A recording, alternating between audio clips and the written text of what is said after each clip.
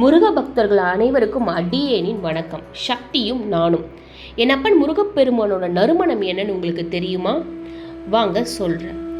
முதல்ல முருகப்பெருமான் தன் நறுமணத்தை உணர்த்திய இடம் காஞ்சிபுரத்தில் இருக்க கந்தக்கோட்டம். எப்படி தெரியுமா? ஒரு முறை பாம்பன் சுவாமிகள் காஞ்சிபுரத்தில் இருக்க கந்தக்கோட்டத்திற்கு சென்று முருகப்பெருமானை தரிசிக்கணும்னு கிளம்பினார். போயிட்டு இருக்கும் போது அவருக்கு வழி தெரியலை. அப்போ திடீர்னு ஒரு சிறுவன் அவரோட கையை பிடிச்சு இழுத்துக்கிட்டு போயிட்டு கோவிலோட கருவறைக்கு வெளியில நிறுத்திட்டான். அவர் கண்ணை திறந்து பார்க்கும்போது அந்த சிறுவன் தன்னோட அருகில் இல்லை. அப்பதான் அவர் உணர்ந்தாரு, தன்னை கூட்டிக் கொண்டு வந்த சிறுவன் சாஷாத் முருகப்பெருமானே தான் அப்படிங்கிறது.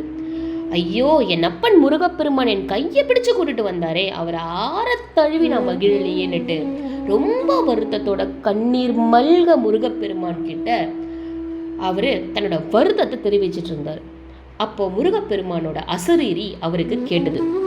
அவர் என்ன சொன்னாரா, நான் உன் கூட இல்லைனாலும் பரவாயில்லை, நான் உன் கூட இல்லைன்னு வருத்தப்படாத, ஆனா என்னுடைய நறுமணத்தை உன்கிட்ட தான் விட்டுட்டு வந்திருக்கேன், அது எப்பயும் உன் கூட தான் இருக்கும் அப்படின்னு சொன்னாராம். கொஞ்ச நேரத்துக்குலாம் காத்துல அவருக்கு ஒரு வாசம் வந்துதான் பாருங்க. தாமரை பூவும் விபூதியும் கலந்த வாசம், தாமரை பூ வாசமும் விபூதி வாசமும் கலந்து வந்துச்சான்.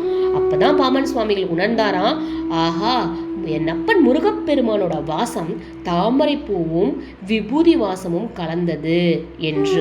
எனவே முதலில் முருகப்பெருமான் தன் வாசத்தை, தன் நறுமணத்தை உணர்த்திய இடம் காஞ்சிபுரத்தில் இருக்கும் கந்தக்கோட்டம். உணர்த்திய நபர் பாம்பன் சுவாமிகள். இது அவரே பதிவை கொடுத்திருக்காரு. மிக்க நன்றி. இந்த பதிவை உங்களோட நண்பர்களுக்கும் ஷேர் பண்ணுங்க. ஓம் முருகா, கருணை கடலை கண்டா போற்றி.